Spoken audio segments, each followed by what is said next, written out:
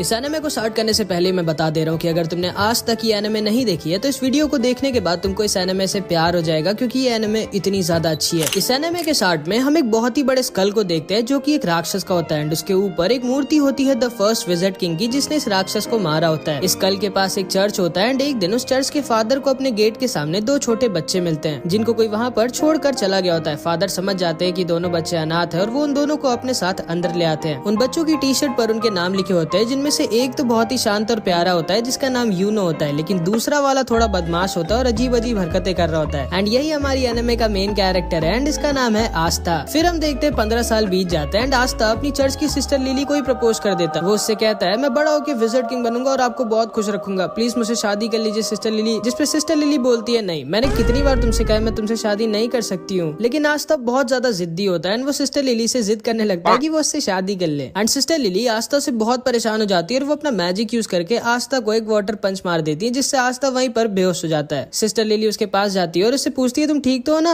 And तभी वहाँ पे चर्च के कुछ और बच्चे आ जाते हैं और वो सिस्टर लिली से कहते हैं बिल्कुल सही किया आपने, जब भी आपको परेशान करे इसको एक दो वाटर पंच मार दिया करिए। लेकिन तभी आस्था दोबारा से होश में आ जाता है एंड फिर से सिस्टर लिली के पीछे पड़ जाता है। बट इस बार वहाँ पर यूनो आ जाता है एंड वो आस्था को अपने मैजिक से वहीं पर गिरा देता है। आस्था गुस्से में उठता है और उसके पास भाग के जाके कहता है आखिर तुम हर बार मेरे और सिस्टर लिली के बीच में अपनी टांग क्यों घुसाते हो। जिसपे यूनो आस्था से कहता है देखो, पहले तो तुम बहुत ज्यादा शोर मचाते हो, दूसरा तुम्हारी हाइट बहुत कम है, तीसरा तुम दिमाग से कम हो, और सिस्टर लिली इस चर्च की नन है और नन लोग शादी नहीं कर सकती, तुम्हारे दिमाग में इतना भी नहीं घुसता क्या। जिसपे आस्था बहुत गुस्सा हो जाता है और यूनो से कहता है आजा 1v1 फ्री फायर में नहीं असली फाइट में मतलब। जिसपे आस्था से कहता है नहीं, मुझे टाइम वेस्ट नहीं करना है तुम्हारे साथ 1v1 करके। आस्था बोलता है कि वो डर गए क्या। जिसपे बच्चा जिसका नाम मैक्स होता है ये बोलता है तुम सोच भी कैसे सकते हो कि तुम यूनो को जिंदगी में भी हरा सकते हो। आस्था मैक्स से बोलता है तुम्हारी प्रॉब्लम क्या है बच्चे, मुझसे मैं तुमसे इतना बड़ा हूँ फिर भी तुम मेरी रिस्पेक्ट क्यों नहीं करते कभी। जिसपे मैक्स बोलता है बिल्कुल भी नहीं, मैं किसी ऐसे की रिस्पेक्ट कर ही नहीं सकता जो 15 साल का होने के बाद भी मैजिक नहीं यूज कर सकता। असल में आस्था के पास बिल्कुल भी मैजिक नहीं होता, मतलब आस्था एक ऐसे वर्ल्ड में होता है जहाँ पे मैजिक से ही सब कुछ होता है बिना मैजिक के। मैक्स आस्था से कहता है तुम सोच भी कैसे सकते हो कि तुम बिना मैजिक के यूनो जैसे पावरफुल मैजिशियन को हरा सकते हो। आस्था कहता है अच्छा यूनो अगर इतना ही स्ट्रॉन्ग है तो वो ये कर सकता है क्या। एंड वो बहुत ही तेज स्पीड में क्रंचेस मारने लगता है। असल में आस्था मैजिक तो यूज कर नहीं सकता, इसलिए वो एक्सरसाइज करके अपने आप को फिजिकली बहुत स्ट्रॉन्ग बना लेता है। मैक्स आस्था से कहता है कि तुम क्रंचेस मारकर विजिट किंग नहीं बन सकते, क्योंकि विजिट किंग स्ट्रॉन्गेस्ट मैजिशियन होता है, स्ट्रॉन्गेस्ट बॉडी बिल्डर नहीं। एंड तभी यूनो अपने मैजिक से सिस्टर लिली के कपड़े सुखाने लगता है, जिसको देखने सारे बच्चे भाग के चले जाते हैं। एंड यूनो का भी सपना आस्था की तरह विजिट किंग बनने का होता है। सिस्टर लिली भी यूनो को थैंक यू कहती है उसकी हेल्प करने के लिए, जिसपे आस्था को बहुत जलन होती है एंड वो जल्दी से भाग के लकड़ियां काटने आ जाता है ताकि सिस्टर लिली उसको भी थैंक यू बोले। लेकिन इससे पहले कि वो लकड़ियां काटता है यूनो अपने मैजिक से लकड़ियां भी काट देता है। असल में इसको आस्था के सामने शो ऑफ करना थोड़ा पसंद होता है। मैक्स कहता है मुझे यकीन है अगला विजिट किंग यूनो ही बनेगा, तुम नहीं आस्था। एंड तभी वहाँ पर फादर भी आ जाते हैं एंड वहाँ आकर यूनो की तारीफ करने लगते हैं कि यूनो जरूर इस चर्च का नाम एक दिन रोशन करेगा। आस्था दुखी हो जाता है और कोने में अकेला जाकर बैठ जाता है। तभी उसके पास सिस्टर लिली आती है और उससे कहती है दुखी मत हो आस्था, थोड़े दिनों में तुम्हारी ग्रिमवॉर तुम्हें मिल जाएगी, फिर तुम भी मैजिक यूज कर पाओगे। जिसको सुनकर आस्था खुश हो जाता है और फिर से खड़ा हो जाता है और कहता है आप देखना सिस्टर लिली, मुझे इस दुनिया की बेस्ट ग्रिमवॉर मिलेगी एंड फिर मैं बहुत मेहनत करके सबसे ज्यादा स्ट्रॉन्ग बनूंगा एंड फिर एक दिन मैं विजिट किंग बनूंगा। ग्रिमवॉर असल में एक मैजिकल बुक होती है जिसमें 3 लीफ बनी होती है जो सबको 15 साल की एज पे मिलती है एंड उसको पाने के बाद लोगों का मैजिक बहुत ज्यादा बढ़ जाता है और वो मैजिकल अटैक्स भी यूज कर सकते हैं। आस्था यूनो से कहता है कि जब मुझे मेरी ग्रिमवॉर मिलेगी तब हम दोनों बचपन की तरह साथ में प्रैक्टिस करेंगे और साथ में बहुत स्ट्रॉन्ग बनेंगे। लेकिन यूनो उसे इग्नोर कर वहाँ से चला जाता है, मानो वो आस्था को अपने टक्कर का मानता ही नहीं है। जिसपे आस्था भी बहुत दुखी हो जाता है एंड वो भी वहाँ से चला जाता है। सिस्टर लिली यूनो के पास आती है और उससे कहती है तुम्हें आस्था के साथ ऐसा नहीं करना चाहिए था। जिसपे यूनो कहता है आस्था मेरे रहते कभी भी विजिट किंग नहीं बन सकता। सिस्टर लिली को लगता है कि आस्था क्योंकि बहुत दुखी होकर गया है तो वो मे भी कहीं पर चुपचाप जाके रो रहा होगा, लेकिन हमारा आस्था रोता होता नहीं है, वो यहाँ पर ट्रेनिंग कर रहा होता है और ज्यादा स्ट्रॉन्ग होने के लिए एंड अपने विजिट किंग बनने के सपने को सच करने के लिए। थोड़े दिनों बाद आस्था यूनो और बहुत सारे बच्चे जो 15 साल के हो गए थे वो सब ग्रिमवॉर टावर जाते हैं अपनी अपनी ग्रिमवॉर लेने। आस्था बहुत ज्यादा एक्साइटेड होता है क्योंकि अब वो फाइनली मैजिक यूज कर पाएगा एंड यूनो को टक्कर दे पाएगा। वहाँ पे 2 नोबल फैमिलीज के भी बच्चे आए होते हैं जो आस्था और यूनो का मजाक उड़ा रहे होते हैं क्योंकि वो लोग गरीब होते हैं। तभी वहाँ पर उस ग्रिमवॉर टावर का मास्टर आ जाता है एंड सारे लोगों का वेलकम करता है। आस्था बहुत ज्यादा एक्साइटेड और खुश होता है। फिर ये मास्टर एक मैजिकल स्पेल बोलता है और सारे लोगों के पास अपने आप उनकी ग्रिमवॉर उड़कर जाने लगती है। सारे लोग अपनी अपनी ग्रिमवॉर पाकर बहुत खुश होते हैं, लेकिन आस्था के पास कोई भी ग्रिमवॉर नहीं आती। आस्था बोलता है मेरी ग्रिमवॉर लेट हो गई क्या, मेरी ग्रिमवॉर कहाँ है। जिसपे सारे के सारे लोग उस पर हंसने लगते हैं एंड उसका मजाक बनाने लगते हैं। लेकिन तभी यूनो के पास उसकी ग्रिमवॉर आ जाती है जो कि होती है एक 4 लीफ ग्रिमवॉर जो कि बहुत ही ज्यादा रेयर होती है एंड यही ग्रिमवॉर फर्स्ट विज़र्ड किंग के पास भी होती है, जिसको देखकर सारे के सारे लोग शॉक्ड रह जाते हैं कि आखिर यूनो जो कि नोबल फैमिली का भी नहीं है उसको 4 लीफ ग्रिमवॉर कैसे मिल गई। यूनो उल्टा घूमता है और सबसे कहता है कि वो बनेगा अगला विज़र्ड किंग एंड सारे के सारे लोग उसकी तारीफ करने लगते हैं। लेकिन तभी आस्था खड़ा होता है और यूनो से बोलता है नहीं तुम नहीं, मैं बनूंगा अगला विज़र्ड किंग, जिसपे फिर से सारे के सारे लोग उस पर हंसने लगते हैं एंड उसका मजाक उड़ाने लगते हैं। एंड यूनो भी आस्था को वहीं पर इग्नोर करके वहाँ से चला जाता है। इसके बाद आस्था अकेले जंगल में उल्टा लटका होता है और थोड़ा सा दुखी होता है क्योंकि ना तो सिर्फ उसके पास मैजिक है बट अब तो उसको ग्रिमवॉर भी नहीं मिली। लेकिन इतना सब कुछ होने के बाद भी वो गिव अप नहीं करता और वो उठता है और कहता है क्या हुआ अगर मेरे को ग्रिमवॉर नहीं मिली तो मैं तब भी मेहनत करना नहीं छोड़ूंगा एंड एक दिन विज़र्ड किंग जरूर बनूंगा, तुम बस वेट करना यूनो, मैं ही तुम्हारा राइवल हूँ एंड मैं ये तुम्हें प्रूफ करके रहूंगा। लेकिन तभी उसे एक आवाज आती है। इधर हम देखते हैं ये दोनों जलन के मारे यूनो से लड़ने आ जाते हैं एंड उससे कहते हैं आखिर तुम्हारे जैसे गरीब को 4 लीफ ग्रिमवॉर कैसे मिल सकती है एंड हम नोबल्स को नहीं, मैं जला दूंगा तुम्हारी इस ग्रिमवॉर को। एंड वो यूनो के ऊपर एक मैजिकल अटैक यूज कर देता है, लेकिन यूनो बिना अपनी ग्रिमवॉर का यूज किए ही अपने आप को डिफेंड कर लेता है, जिसको देखकर ये दोनों शॉक्ड रह जाते हैं कि आखिर यूनो इतना स्ट्रॉन्ग कैसे है। लेकिन तभी अचानक से कुछ चेन्स आके उन दोनों को पकड़ लेती हैं एंड तभी वहाँ पर एक आदमी आता है जो बोलता है तुम लोग पागल हो क्या जो इतनी रेयर चीज को जलाना चाहते हो। यूनो पूछता है कौन हो तुम, जिसपे ये बताता है मेरा नाम है स्नेक और मुझे वो चीज चाहिए जो तुम्हारे पास है। एंड तभी वो अपने मैजिक से यूनो को भी पकड़ लेता है एंड उसकी 4 लीफ ग्रिमवॉर को भी उससे छीन लेता है। यूनो बोलता है स्नेक मैंने तुम्हारा नाम सुना है, तुम एक बहुत ही स्ट्रॉन्ग और फेमस चोर हो, लेकिन तुम्हें ये तो पता ही होगा कि एक ग्रिमवॉर को केवल उसका ओरिजिनल ओनर ही यूज कर सकता है। जिसपे स्नेक कहता है हाँ मेरे को पता है कि तुम्हारी ग्रिमवॉर को तुम्हारे बिना कोई यूज नहीं कर सकता, लेकिन ब्लैक मार्केट में इस 4 लीफ ग्रिमवॉर के मेरे को बहुत पैसे मिलेंगे एंड इसीलिए मैं तुम्हारी ग्रिमवॉर चुरा रहा हूँ और माफ करना तुम्हारा विज़र्ड किंग बनने का सपना यहीं पर खत्म होता है। एंड तभी वहाँ पर हमारा आस्था आ जाता है एंड आते गिर के अपनी बेइज्जती करा लेता है, लेकिन फिर भी वो खड़ा होता है और बोलता है क्या हो रहा है यहाँ और तुम्हारे पास 2-2 ग्रिमवॉर कैसे है। यूनो बोलता है उनमें से एक मेरी और यहाँ से जल्दी से भाग जाओ, ये बहुत स्ट्रॉन्ग है। तब आस्था सारा का सारा खेल समझ जाता है एंड वो स्नेक से कहता है चुपचाप यूनो की ग्रिमवॉर वापस कर दो, जिसपे स्नेक उससे कहता है तुम तो वही लूजर हो ना जिसको एक भी ग्रिमवॉर नहीं मिली। एंड ये कहकर वो उस पर हंसने लगता है। आस्था कहता है हाँ मैं वही हूँ जिसको कोई ग्रिमवॉर नहीं मिली, लेकिन मैं वो भी हूँ जो एक दिन विज़र्ड किंग बनेगा। एंड ये कह के आस्था स्नेक की तरफ भागता है। यूनो कहता है नहीं उससे मत लड़ना आस्था। स्नेक अपने मैजिक से आस्था पर अटैक करता है, लेकिन आस्था उसके अटैक को डॉज करके उसके पीछे आ जाता है एंड वो बस उसको एक पंच मारने वाला होता है, लेकिन तभी स्नेक की चेन्स उसको पकड़ लेती हैं एंड फिर स्नेक अपने मैजिक से आस्था को बहुत ज्यादा इंजर्ड कर देता है। आस्था मन में सोचता है कि ये तो बस एक चोर है, फिर ये इतना स्ट्रॉन्ग कैसे है, और अगर एक चोर इतना स्ट्रॉन्ग है तो फिर विज़र्ड किंग कितना स्ट्रॉन्ग होगा। एंड फिर स्नेक उसको पीछे की दीवार पर लड़ा देता है एंड उसके पास जाकर बोलता है अपनी आंखें खोलो बच्चे, तुम मुझे 100 जन्मों में भी नहीं हरा सकते। आस्था मन में सोचता है कि ये सही तो कह रहा है, मैं चाहे जितना भी अपनी बॉडी को ट्रेन करके स्ट्रॉन्ग बना लूं, लेकिन मैं इसका भी नहीं हरा सकता। स्नेक आस्था के ऊपर हंसता है और बोलता है अपनी चेन से मैं किसी के अंदर कितना मैजिक है ये नाप सकता हूँ, और तुम्हारे अंदर एक बूंद मैजिक भी नहीं है एंड इसीलिए तुम्हारे पास कोई ग्रिमवॉर नहीं आई, क्योंकि ग्रिमवॉर मैजिक को बढ़ाती है और तुम्हारे पास तो मैजिक है ही नहीं। तुम विज़र्ड किंग तो क्या, तुम कोई नॉर्मल सी जॉब भी नहीं कर सकते। शर्म करो अपनी जिंदगी पर, तुम एक बहुत ही बड़े लूजर हो। जिसको सुनकर आस्था अंदर से टूट जाता है और वो सोचने लगता है कि ये एकदम सही तो कह रहा है, मेरे अंदर ना तो मैजिक है और ना ही मेरे पास अब एक ग्रिमवॉर है, फिर आखिर मैं कैसे विज़र्ड किंग बन सकता हूँ जो कि पूरी दुनिया का सबसे स्ट्रॉन्गेस्ट मैजिशियन होता है। एंड जिंदगी में पहली बार आस्था गिव अप करने वाला होता है, लेकिन तभी यूनो चिल्लाकर बोलता है नहीं, मैं जानता हूँ आस्था विज़र्ड किंग नहीं बनेगा क्योंकि अगला विज़र्ड किंग तो मैं ही बनूंगा, लेकिन आस्था कोई लूजर नहीं है, वो मेरा राइवल है एंड उसके अंदर भी एक मैजिकल पावर है एंड वो है कभी भी गिव अप ना करना। एंड इसको सुनते ही आस्था के अंदर मानो दोबारा से जान आ जाती है। वो स्नेक से कहता है दूर हट मुझसे। स्नेक उससे दूर हट जाता है एंड आस्था के पास से एक अजीब सी एनर्जी आने लगती है। आस्था यूनो से कहता है चिंता मत करो यूनो, मैं इस आदमी को तुम्हारी ग्रिमवॉर नहीं ले जाने दूंगा, चाहे उसके लिए मुझे मरना ही क्यों ना पड़े। एंड तभी आस्था के पास उसकी खुद की ग्रिमवॉर उड़कर आ जाती है, जो कि कोई नॉर्मल ग्रिमवॉर नहीं बल्कि एक 5 लीफ ग्रिमवॉर होती है, जो पूरी की पूरी दुनिया में सिर्फ एक ही है, मतलब यूनो से भी ज्यादा रेयर ग्रिमवॉर। दुनिया में 3 तरह की ग्रिमवॉर्स होती हैं। 3 लीफ ग्रिमवॉर जिसमें मैजिकल पावर्स होती है एंड ये बहुत कॉमन होती है। 4 लीफ ग्रिमवॉर जो कि बहुत रेयर होती है एंड इसमें मैजिकल पावर्स के साथ गुड लक भी होता है। एंड लास्ट में है 5 लीफ ग्रिमवॉर जो कि पूरी दुनिया में सिर्फ एक ही है एंड इसके अंदर एक डीमन होता है। एंड आस्था को फाइनली उसकी 5 लीफ ग्रिमवॉर मिल जाती है। यूनो आस्था को देखकर स्माइल करता है और बोलता है मुझे पता था आस्था, तुम वो जो इम्पॉसिबल को भी पॉसिबल कर सकता है, जैसे तुमने बचपन में किया था। एंड फिर हम इन दोनों का बचपन देखते हैं कि कैसे यूनो स्टार्टिंग में बहुत ही रोथड़ू था और छोटी छोटी बात पर रोता रहता था एंड आस्था स्टार्टिंग से ही उसकी मदद करता रहता था और एकदम उसके बड़े भाई की तरह उसको प्रोटेक्ट करता था। फिर एक दिन बचपन में सिस्टर लिली आस्था और यूनो को पहले विज़र्ड किंग की स्टोरी सुनाती है कि कैसे एक बार पूरी दुनिया पर एक बहुत ही बड़े और ताकतवर राक्षस ने हमला कर दिया था और हर जगह तबाही मचा दी थी, हर तरफ बस दुख ही दुख फैल गया था। लेकिन तभी अचानक से एक लड़का वहाँ वहाँ आ जाता है और उन सबको बचा लेता है। एंड उसके पास एक 4 लीफ ग्रिमवॉर होती है एंड उसकी और उस राक्षस की बहुत दिनों तक लड़ाई होती है, लेकिन आखिरी में वो लड़का उस राक्षस को हरा देता है और दोबारा से दुनिया में सुख और शांति ले आता है। एंड वही बनता है फर्स्ट विज़र्ड किंग, पूरी दुनिया का सबसे स्ट्रॉन्गेस्ट मैजिशियन। एंड इसी स्टोरी को सुनने के बाद आस्था और यूनो डिसाइड करते हैं कि वो दोनों भी बड़े होकर विज़र्ड किंग बनेंगे। शाम को फादर आकर यूनो को एक लेटर देते हैं और उससे कहते हैं उस लेटर को विलेज के बाहर एक आदमी तक पहुँचाने के लिए। आस्था कहता है लो मैं चला जाता हूँ, लेकिन यूनो उसे मना कर देता है और कहता है नहीं, वो अकेला जाएगा। यूनो अकेला उस आदमी के पास पहुँच जाता है और उसे वो लेटर दे देता है। काफी रात हो चुकी होती है और आस्था को यूनो की चिंता होने लगती है। एंड फिर वापस लौटते वक्त यूनो को एक बड़ा सा आदमी घेर लेता है और वो उसका पेंडेंट उससे जबरदस्ती छीन लेता है। यूनो उससे कहता है प्लीज मुझे वो वापस कर दो, वो मेरे पेरेंट्स की आखिरी निशानी है। जिसपे हंसता और बोलता है चुपचाप यहाँ से भाग जाओ बच्चे, वरना मुझे तुम्हें जान से मारना पड़ेगा। जिसको सुनकर यूनो डर जाता है और रोने लगता है और सोचता है कि अब वो कुछ नहीं कर सकता, लेकिन तभी वहाँ पर आस्था आ जाता है एंड उस आदमी को पकड़ लेता है। यह आदमी आस्था को मारकर दूर फेंक देता है, लेकिन आस्था फिर से जाकर उसको पकड़ लेता है और जोर जोर से चिल्ला रहा होता है। यूनो बस आस्था को देख रहा होता है और सोच रहा होता है कि आखिर जब आस्था जानता है कि वो इस आदमी को नहीं हरा सकता, फिर वो लड़ क्यों रहा इससे। आस्था को ये आदमी बहुत ज्यादा इंजर्ड कर देता है, लेकिन फिर भी आस्था गिव अप नहीं करता और उसको पकड़े रहता है और जोर जोर से चिल्ला रहा होता है कि यूनो का पेंडेंट वापस कर। यह आदमी समझ जाता है कि ये बच्चा कोई नॉर्मल बच्चा नहीं है एंड वो उस पेंडेंट को वहीं पर छोड़कर चला जाता है एंड आस्था वहीं पर गिर जाता है। यूनो उसके पास आकर रोते हुए बोलता है मुझे माफ करना, मेरी वजह से तुम्हें इतनी मार पड़ी। जिसपे आस्था उससे कहता है तुम चिंता मत करो, मैं हमेशा तुम्हारे साथ रहूंगा और तुम्हें प्रोटेक्ट करूंगा एंड एक दिन मैं बनूंगा विज़र्ड किंग और तुम्हें और चर्च के सारे लोगों को खुश और सेफ रखूंगा। और इधर हम देखते हैं आस्था की ग्रिमवॉर से एक अजीब सी तलवार निकलती है और स्नेक बोलता है अचानक से तुम्हारे पास एक ग्रिमवॉर कहाँ से आ गई, ये क्या हो रहा है। एंड वो आस्था के ऊपर दोबारा से अटैक कर देता है, लेकिन आस्था अपनी स्वॉर्ड यूज करता है एंड स्नेक की मैजिकल चेंज गायब हो जाती है। स्नेक बोलता है कि ये कैसे किया तुमने, आखिर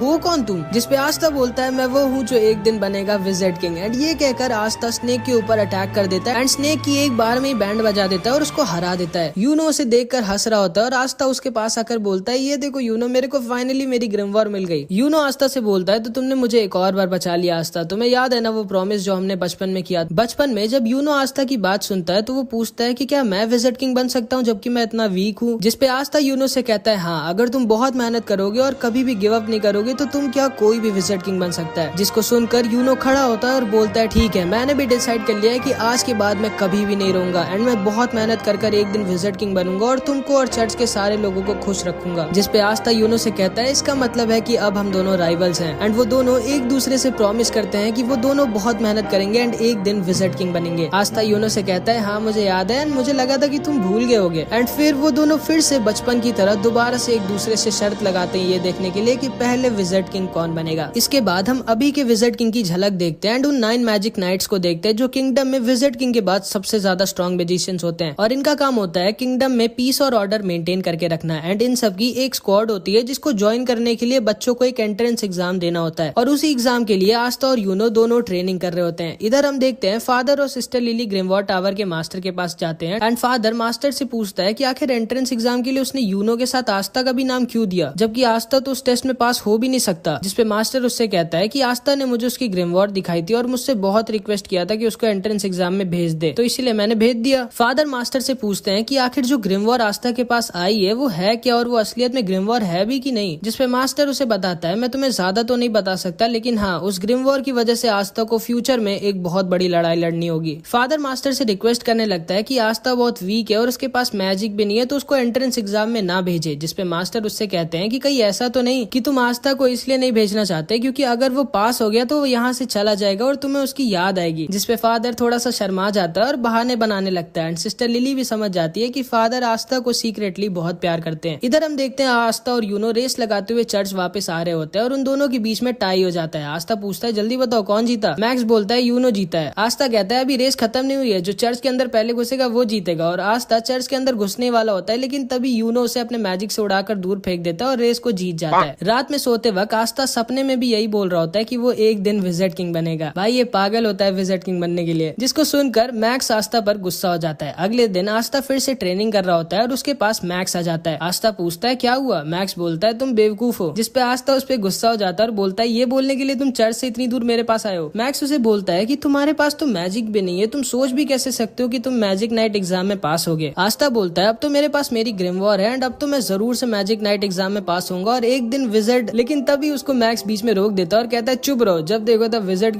किंग तुम क्यों नहीं समझते कि हमारे जैसे गरीब गरीब और वीक लोगों के सपने पूरे नहीं होते, जिसपे आस्था उसके पास आता है और उससे चिल्लाकर बोलता है जरूर होते हैं। अगर तुम सपनों को पूरी दिल से चाहो और उसके लिए पूरी जान लगाकर मेहनत करो तो तुम्हारा जो भी सपना हो वो जरूर पूरा होगा। एंड जिंदगी में पहली बार मैक्स को समझ में आता है कि आस्था इतना बड़ा भी लूजर नहीं है। रात में फादर बहुत अच्छा खाना बनवाते हैं क्योंकि कल आस्था और यूनो एंट्रेंस एग्जाम के लिए जाने वाले होते हैं। आस्था बहुत खुश होता है और फादर आस्था को अपने पास बुलाकर उससे कहते हैं, देखो आस्था, अगर तुम फेल हो जाओ तब भी ज्यादा दुखी मत होना, चुपचाप घर वापस आ जाना, हम लोग हमेशा तुम्हारे साथ हैं। एंड आस्था कहता है, यही चीज आप यूनो को भी कहोगे ना कि सिर्फ मुझसे ही कह रहे हो? जिसपे फादर उससे कुछ भी नहीं कहते क्योंकि उन्हें पता होता है यूनो तो आसानी से पास हो जाएगा, बस आस्था की थोड़ी दिक्कत है। आस्था फादर से कहता है, आप चिंता मत करो, मैं जरूर से इस मैजिक नाइट एग्जाम को पास करूंगा और उसके बाद मैं बनूंगा विज़र्ड किंग और वापस आकर सिस्टर लिली से शादी करूंगा। लेकिन तभी सिस्टर लिली उसको अपने वाटर पंच से चुप करा देती है। अगले दिन आस्था और यूनो अपनी जर्नी पर निकलने वाले होते हैं। सारे लोग उनको बेस्ट ऑफ लक और बाय बाय बोलते हैं। मैक्स बोलता है आस्था को बाय कहने की जरूरत नहीं है, वो जल्दी वापस आ जाएगा, लेकिन हाँ, अगर तुम किसी तरह पास हो गए आस्था तो मैं मान जाऊंगा कि हम जैसे लोग भी ड्रीम्स देख सकते हैं एंड फिर मैं भी मैजिक नाइट बनने के लिए मेहनत करूंगा। जिसपे आस्था उससे कहता है, फिर तैयार हो जाओ मेहनत करने के लिए। एंड फिर आस्था और यूनो निकल जाते हैं अपने मंजिल की तरफ। सिस्टर लिली भी आस्था के जाने पर थोड़ी दुखी होती है एंड आस्था और यूनो बहुत ही लंबे सफर के बाद फाइनली पहुंच जाते हैं अपने मैजिक नाइट एंट्रेंस एग्जाम की जगह पर। के बाद ये और इसका भाई यूनो दोनों कीका टाउन में आ जाते हैं जहाँ पर इनका मैजिक नाइट एंट्रेंस एग्जाम होगा, जिसमें अगर ये लोग पास हो गए तो ये लोग बन जाएंगे मैजिक नाइट्स, मतलब एक तरह से मैजिकल सोल्जर्स। ये दोनों कीका टाउन में घूम रहे होते हैं जहाँ पर इनका एंट्रेंस एग्जाम होगा। आस्था जिधर भी देख रहा होता है उसे मैजिक ही दिख रहा होता है एंड वो अपने बगल में एक बहुत ही बड़ा सा कैसल देखता है जो कि विज़र्ड किंग का होता है एंड यहीं पे विज़र्ड किंग रहता है। आस्था यूनो से बोलता है, देखना यूनो, एक दिन ये कैसल मेरा होगा, सोचना भी मत ये मेरा होगा।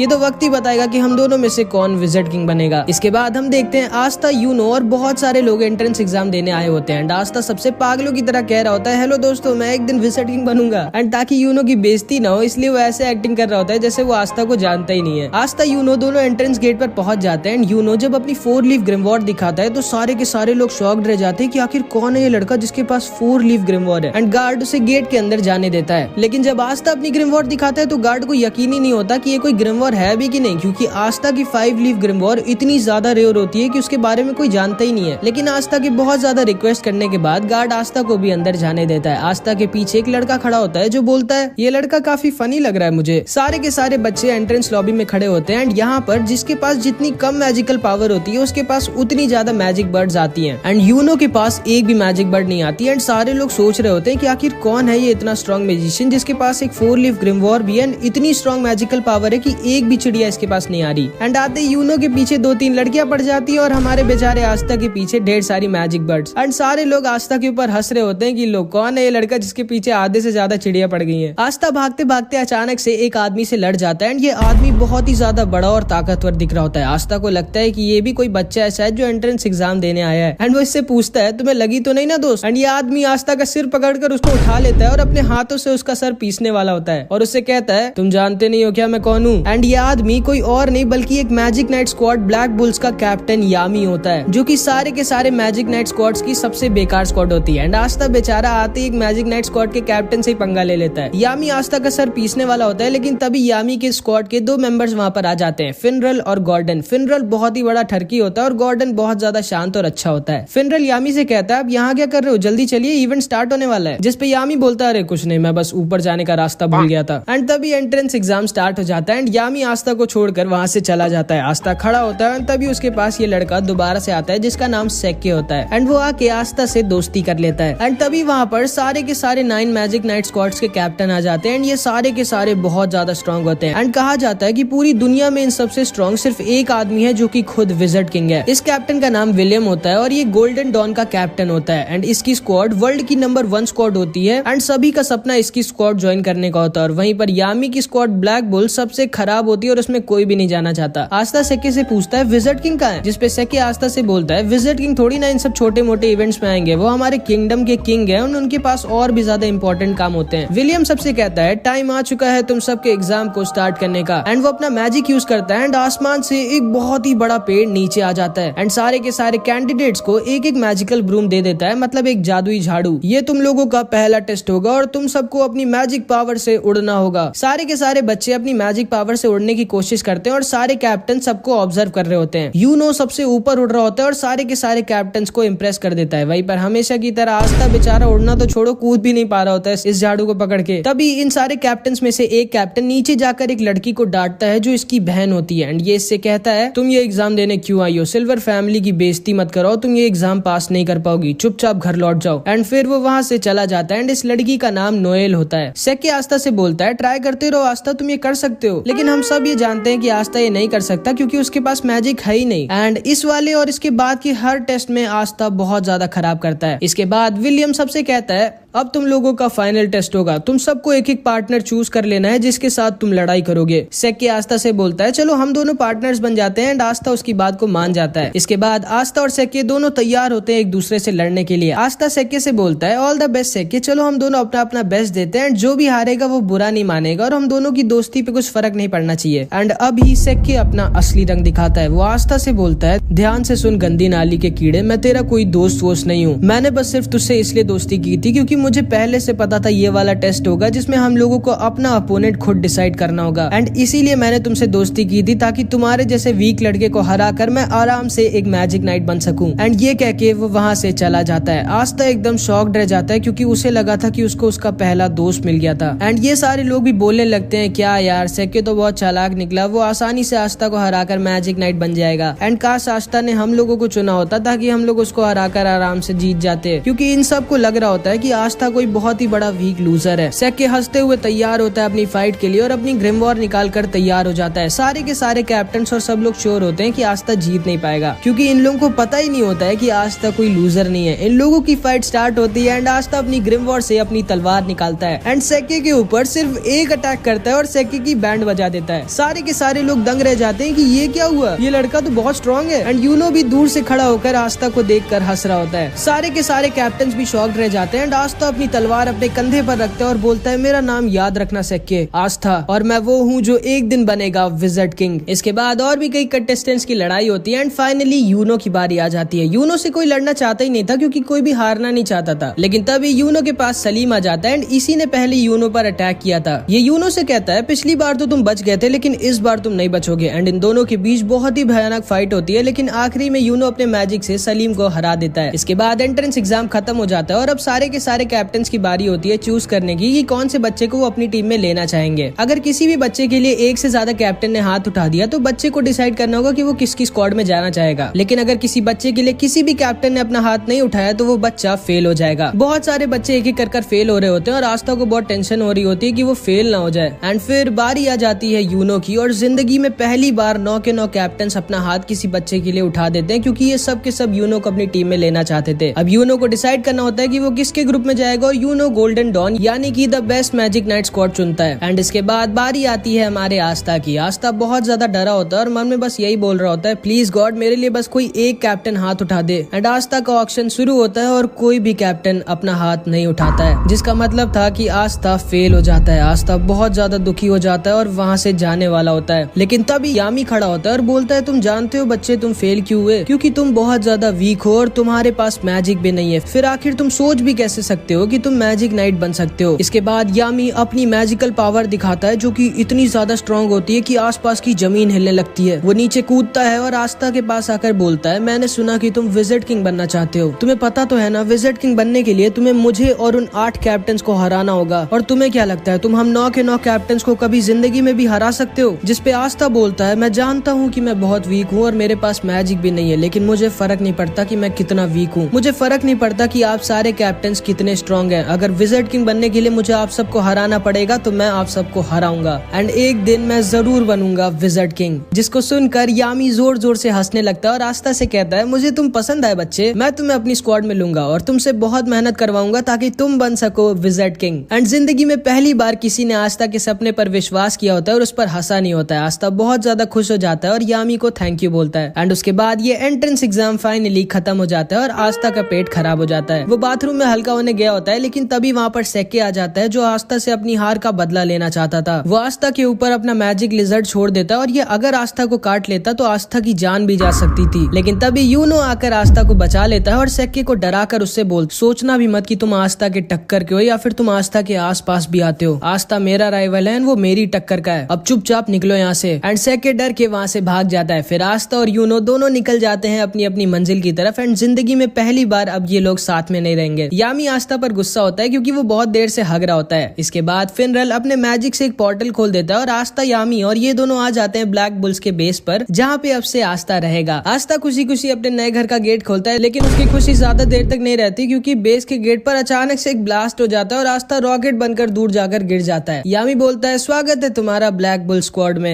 एंड इधर यूनो से एक उसका सीनियर जिसका नाम क्लॉस होता है, वो बोल रहा होता है, मुझे यकीन नहीं होता तुम्हारे जैसे एक गरीब लड़के को, जो किसी रॉयल फैमिली का भी नहीं है, उसको विलियम सर ने गोल्डन डॉन में रख लिया। सोचना ही मत कि तुम अपनी जिंदगी यहाँ पर कभी मजे में बिता पाओगे। एंड ये कह के वो वहाँ से चला जाता है। एंड इधर आस्था अपने नए टीममेट से मिलता है और समझ जाता है ये सब के सब हिले हुए हैं। यामी सबसे चिल्लाकर बोलता है, तोड़ फोड़ करना बंद करो तुम लोग। एंड वो खुद पीछे की दीवार तोड़ देता है। ये सारे के सारे यामी को देखकर बहुत खुश हो जाते हैं और यामी सबको आस्था से मिलाता है। आस्था सबसे बोलता है, मेरा नाम है आस्था और मैं हाजे विलेज से आया हूँ। जिसको सुनकर ये सबके सब शॉक्ड रह जाते हैं कि आस्था इतने छोटे से गाँव से आया है और इतना गरीब है, लेकिन फिर भी उसने मैजिक नाइट एंट्रेंस एग्जाम पास कर लिया। फिर फिनरल आस्था को बाकी लोगों से मिलाता है। इस लड़की का नाम वेनेसा होता है एंड ये 1 नंबर की पियक्कड़ होती है। एंड ये आस्था के पास आकर बोलती है, तो तुम्हारा नाम आस्था है, तुम्हें एक गर्लफ्रेंड चाहिए क्या? जिसको सुनकर आस्था बहुत शर्मा जाता है, लेकिन वो मना कर देता है क्योंकि वो सिस्टर लिली से ही प्यार करता है। एंड शायद वेनेसा ने थोड़ी ज्यादा पी रखी थी क्योंकि वो आस्था के सामने ही उल्टी कर देती है। फिर फिनरल आस्था को लक से मिलाता है जिसको लड़ाई करना बहुत ज्यादा पसंद होता है। एंड लक आस्था से पूछता है, बताओ लड़ाई करोगे क्या मुझसे? एंड तभी आस्था के पास एक दूसरा लड़का आ जाता है और आस्था से कहता है, ओए ये मेरी बहन है मारी और इससे दूर रहना वरना मैं तुम्हें मार डालूंगा। जिसपे आस्था कहता है, मैं जानता भी नहीं हूँ ये लड़की कौन है भाई। इस लड़के का नाम ग्लॉच होता है एंड ये अपनी बहन से बहुत ज्यादा प्यार करता है, बहुत ही ज्यादा। एंड फिर वो बाकी के मेंबर से भी मिलता है। यामी बोलता है, जिसको भी आस्था का टेस्ट लेना है जल्दी जल्दी ले लो। जिसको सुनकर उसके सामने मैग्मा खड़ा होता है और कहता है, ठीक है मैं तुम्हारा टेस्ट लूंगा ये देखने के लिए कि तुम ब्लैक बुल्स ज्वाइन करने के लायक हो या नहीं, क्योंकि मुझे नहीं लगता कि तुम्हारे जैसा लड़का जो एक रॉयल फैमिली का भी नहीं है और एक गाँव से आया वो डिजर्व करता है मैजिक नाइट बनना। एंड अगर तुम मेरे टेस्ट में पास हो जाओगे तो तुम्हें मिलेगा ये मैजिकल रोब और तुम फाइनली एक मैजिक नाइट बन जाओगे। तो बोलो तुम्हें चाहिए ये ब्लैक बुल्स का रोब? हाँ चाहिए मुझे, अभी क्या भी चाहिए। फिर मैग्मा आस्था का टेस्ट लेता है एंड पहले तो वो उससे बहुत मुश्किल एक्सरसाइजेस करवाता है, लेकिन आस्था बचपन से ये सब करता आ रहा था तो वो आसानी से सब कर लेता है। एंड उसके बाद मैग्मा आस्था से कहता है, ये तुम्हारा फाइनल टेस्ट और मैं अब तुम पर अटैक करूंगा और तुमको मेरे अटैक से बचना होगा। एंड फिर मैग्मा उस पर अपने मैजिकल फायर बैट बॉल से अटैक करने लगता है एंड आस्था आसानी से उसके अटैक्स डॉज कर रहा होता है, जिसपे मैग्मा थोड़ा गुस्सा हो जाता है। वो उसके ऊपर एक बहुत ही बड़ा और फास्ट फायर बॉल से अटैक कर देता है, जिसको आस्था डॉज नहीं कर सकता था क्योंकि वो इतनी ज्यादा फास्ट और बड़ी थी। लेकिन तभी आस्था अपनी ग्रिमवॉर्ड से अपनी तलवार निकालता है और उसकी तलवार को देखकर सारे के सारे लोग शॉक्ड रह जाते हैं कि ये इतनी बड़ी तलवार उठाया कैसे हुआ है। एंड आस्था अपनी तलवार को बैट की तरह यूज करता है एंड मैग्मा के अटैक को वापस उसी के पास भेज देता है। यामी आस्था से बहुत इंप्रेस हो जाता है क्योंकि ना तो सिर्फ आस्था अपनी तलवार से किसी के मैजिक को कैंसिल या फिर खत्म कर सकता है, बल्कि वो मैजिक अटैक्स को डिफ्लेक्ट करके वापस भी भेज सकता है। एंड ये सारे के सारे लोग समझ जाते हैं कि आस्था कोई ऐरा गहरा नहीं बल्कि काफी स्ट्रॉन्ग मैजिशियन है। मैग्मा भी आस्था के पास आता है और उसकी तारीफ करता है और उससे कहता है, माफ करना मैंने ये बोला था कि तुम छोटे से गाँव से आए हो, असल में जो तुम्हारे गाँव के बगल वाला गाँव है मैं वहाँ का हूँ। जिसको सुनकर आस्था शॉक्ड रह जाता है एंड ये सारे के सारे लोग भी आस्था की तारीफ करने लगते हैं। चार्मी भी आस्था को अपना केक दे देती है एंड आस्था की सबसे थोड़ी बहुत दोस्ती हो जाती है। एंड ऊपर से एक लड़की चुपचाप आस्था को देख रही होती है एंड वो आस्था पर पता नहीं क्यों बहुत ज्यादा गुस्सा होती है। एंड फिर आस्था को फाइनली मिल जाती है उसकी ब्लैक बुल्स की रोब, जिसका मतलब था कि आस्था अब ऑफिशियली एक मैजिक नाइट बन चुका है और अब यहाँ से आस्था की जिंदगी का एक नया सफर स्टार्ट हो जाता है। मैग्मा आस्था को उसका नया कमरा दिखाता है और उससे कहता है, माफ करना यही एक बेकार सा कमरा खाली पड़ा है। लेकिन आस्था इतना बेकार सा कमरा पाके भी बहुत खुश हो जाता है क्योंकि जिंदगी में पहली बार उसको उसका खुद का कमरा मिला होता है एंड वो खुशी के मारे रोने लगता है। तुम्हें सच में कमरा पसंद आया आस्था? हाँ बहुत पसंद आया। चर्च में हम सारे के सारे इससे भी छोटे कमरे में साथ में सोते थे और अब तो मेरे पास खुद का एक कमरा है। एंड आस्था अपने कमरे की सफाई करने लग जाता है। इसके बाद आस्था और यूनो दोनों वापस चर्च भेजने के लिए एक एक लेटर लिखते हैं, ये बताने के लिए कि वो लोग पास हो गए। यूनो का लेटर पढ़ के फादर और सारे लोग बहुत खुश हो जाते हैं और पार्टी की तैयारी करने लगते हैं। एंड आस्था की राइटिंग इतनी गंदी होती है कि कोई समझ ही नहीं पा रहा होता है कि उसने लिखा क्या है। फादर सिस्टर लिली से कहते हैं, देखो उसमें क्या लिखा है, कब तक वापस आ रहा है आस्था, क्योंकि वो जरूर से पास तो नहीं हो पाया होगा। इसमें लिखा है कि वो पास हो गया। क्या? सारे के सारे चर्च के लोग शॉक्ड रह जाते हैं कि आस्था कैसे पास हो गया। मैक्स, सिस्टर लिली सब के सब बहुत ज्यादा खुश हो जाते हैं। बस फादर थोड़ा सा दुखी हो जाते हैं क्योंकि अब आस्था उनके पास वापस नहीं आएगा। आस्था सुबह सुबह खुशी खुशी उठता है और अपनी रोब पहनकर तैयार हो जाता है और जैसे ही वो अपने कमरे से बाहर निकलता है खंबे से लड़ जाता है। मैग्मा वहाँ आता है और पूछता है, तुम ठीक तो हो ना बच्चे? हाँ सेंपाई मैं ठीक तो हूँ, लेकिन कल ये खंबा यहाँ पर नहीं था, आज अचानक से कैसे आ गया? ओ ये असल में हम लोगों का कैसल अपने आप शेप बदलता रहता है। जैसे कल हम लोग दूसरी मंजिल पे थे, आज हम लोग चौथी मंजिल पे हैं। तुम्हें थोड़े दिनों में इसकी आदत लग जाएगी। उसके बाद मैग्मा आस्था को पूरे कैसल में घुमाता है, किचन,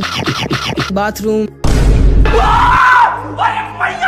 लड़कियों का बेडरूम जहाँ पे वो लोग नहीं जा सकते थे, और यामी के पेट्स के पास जो कि बेसमेंट में लॉक होते हैं। मैग्मा बोलता है ठीक है आस्था, आज तक इन सब की देखभाल मैं करता था और मुझे बहुत दुख के साथ कहना पड़ रहा है कि आज से तुम इन लोगों की देखभाल करोगे और इनका अच्छे से ख्याल रखना, क्योंकि यामी सर छोड़ेंगे नहीं तुमको अगर इनको कुछ भी हुआ तो। एंड आस्था यामी के पेट्स को खाना खिलाने के लिए आगे बढ़ता है, लेकिन ये पेट्स खाने को नहीं आस्था को खाना चाहते थे। वो दोनों वहाँ से भाग जाते हैं और हॉल में रेस लगाने लगते हैं, लेकिन तभी उनके सामने वही लड़की आ जाती है जो कल आस्था को ऊपर से देख रही होती है। एंड ये लड़की कोई और नहीं बल्कि नोएल होती है। एंड यामी ने आस्था के साथ इसको भी अपनी स्क्वाड में लिया होता है। मैग्मा बोलता है आस्था, इसने भी तुम्हारी तरह कल ही ब्लैक बुल्स ज्वाइन किया है। आस्था आगे बढ़ता है और नोएल से हैंडशेक करने के लिए अपना हाथ आगे बढ़ाता है, लेकिन नोएल उससे हाथ नहीं मिलाती और बोलती है किसने तुम्हें परमिशन दी मुझसे बात करने की गरीब कीड़े, जिसको सुनकर आस्था गुस्सा हो जाता है। फिर ये लड़की बोलती है मैं हूँ नोएल सिल्वा, रॉयल फैमिली की। एंड नोएल सिल्वर फैमिली की होती है जिसका ये कैप्टन भी था, और इनकी रॉयल फैमिली पूरे किंगडम में नंबर 2 पर आती है विलियम की फैमिली के बाद। आस्था गुस्से से बोलता है कीड़ा किसको बोल रही हो तुम, यहाँ पर तुम कोई रॉयल नहीं हो, तुम भी मेरी तरह एक ब्लैक बुल्स की मेंबर हो और हम दोनों टीममेट्स हैं। नोएल आस्था पर गुस्सा हो जाती है और वो उसके ऊपर एक मैजिकल अटैक कर देती है, बट नोएल का निशाना इतना खराब होता है कि उसका अटैक जाकर मैग्मा को लग जाता है। मैग्मा उठता है और बोलता है मुझे क्यों मारा, मैं तो कुछ बोल भी नहीं रहा था। जिसपे नोएल बोलती है मुझे तुम पसंद नहीं हो इसलिए। क्या बोला तुमने, तुम्हें पता नहीं है कि मैं तुम्हारा सीनियर हूँ और तुम्हें सीनियर से कैसे बात करनी चाहिए। अगर तुमको ब्लैक बुल स्क्वाड में रहना है तो तुमको अपने सीनियर्स की इज्जत करनी होगी। जिसपे नोएल मैग्मा से कहती है मैं खुद नहीं आना चाहती थी स्क्वाड में। एंड वो ब्लैक बुल्स के रोप को उनके सामने फेंक कर वहाँ से चली जाती है। इसके बाद आस्था ऐसी अपने बेस के बगल वाले बगीचे में घूम रहा होता है, लेकिन तभी उसके ऊपर अचानक से एक वाटर अटैक आ जाता है। वो सोचता है अबे ये कहाँ से आया। वो थोड़ा सा अंदर जाता है तो देखता है नोएल प्रैक्टिस कर रही होती है, लेकिन वो चाहे जितना भी ट्रेन कर ले उसका निशाना कभी सही से लगता ही नहीं है। एंड इसीलिए उसकी रॉयल फैमिली में सब उसका मजाक उड़ाया करते थे, क्योंकि वो अपने सारे भाइयों बहनों में सबसे वीक थी। एंड जब वो पैदा हुई थी तभी उसकी मम्मी खत्म हो गई थी, इसलिए उसके भाई बहन उससे और ज्यादा नफरत करते थे। आस्था चुपकर नोएल को देख रहा होता है और तभी नोएल आस्था को देख लेती है। एंड आस्था को देखते ही नोएल को लगता है कि अब आस्था भी सबकी तरह उसका मजाक उड़ाएगा। एंड वो आस्था के ऊपर अपना अटैक करने लगती है, लेकिन वो अपने मैजिकल पावर संभाल नहीं पाती और खुद के ही मैजिकल अटैक में फंस जाती है। एंड क्योंकि नोएल रॉयल फैमिली की होती है इसलिए उसमें बहुत ज्यादा मैजिकल पावर होती है, एंड वो खुद के एक बहुत ही ज्यादा स्ट्रॉन्ग मैजिकल अटैक में फंस गई होती है। ये लोग भी बाहर आकर देखने लगते हैं कि नोएल खुद ही अपने मैजिक में फंस गई है। फिनरल बोलता है हमें जल्दी से कुछ करना होगा वरना नोएल खत्म हो जाएगी। जिसपे यामी बोलता है हम लोग इस पे कुछ नहीं कर सकते, क्योंकि अगर उस चीज पर हमने अपना मैजिक यूज किया तो हम लोग नोएल को भी हर्ट कर देंगे, एंड अभी केवल वही कुछ कर सकता है। फिनरल पूछता है कौन, एंड तभी नोएल के अटैक से आस्था सीधे उड़ के यामी के हाथों में आकर गिर जाता है। यामी बोलता है बिल्कुल सही टाइम पे आया तुम, मैं तुम्हें ही ढूंढ रहा था। अब वहाँ ऊपर जाओ और अपनी तलवार से नोएल के मैजिक को खत्म कर दो। आस्था कहता है हाँ वो तो ठीक है, लेकिन मैं वहाँ ऊपर जाऊंगा कैसे, तुम उसकी चिंता मत करो बच्चे। एंड यामी आस्था को उड़ाकर नोएल के पास फेंक देता है, एंड आस्था अपनी एंटी मैजिक से नोएल के मैजिक को खत्म कर देता है और नोएल को बचा लेता है। ये दोनों नीचे गिर रहे होते हैं, तभी फिनरल अपने मैजिक से इन दोनों को बचा लेता है। यामी जोर जोर से हंसने लगता है और आस्था से कहता है मुझे तुम बहुत पसंद हो लड़के। एंड तभी नोएल भी होश में आ जाती है। उसे लगता है कि आस्था उसके पास आकर अब सबकी तरह उसका मजाक उड़ाएगा कि वो सही से मैजिक यूज नहीं कर सकती, लेकिन आस्था उसके पास आकर उसकी तारीफ करने लगता है। वो उससे कहता है मुझे यकीन नहीं होता तुम्हारे पास कितना ज्यादा मैजिक पावर है। अगर तुम अपनी मैजिक पावर कंट्रोल करना सीख गई तो तुम बहुत ही ज्यादा स्ट्रॉन्ग हो जाओगी। एंड ये सारे के सारे लोग भी नोएल की तारीफ करने लगते हैं और उससे बोलते हैं चिंता मत करो, हम सब तुम्हारी मदद करेंगे ताकि तुम अपनी पावर्स को कंट्रोल करना सीख सको। नोएल भी बहुत खुश हो जाती है क्योंकि वो समझ जाती है कि उसको उसकी असली फैमिली से भी अच्छी फैमिली मिल गई है। आस्था फिर से नोएल की तरफ अपना हाथ बढ़ाता है और इस बार नोएल आस्था का हाथ पकड़कर खड़ी हो जाती है। एंड नोएल को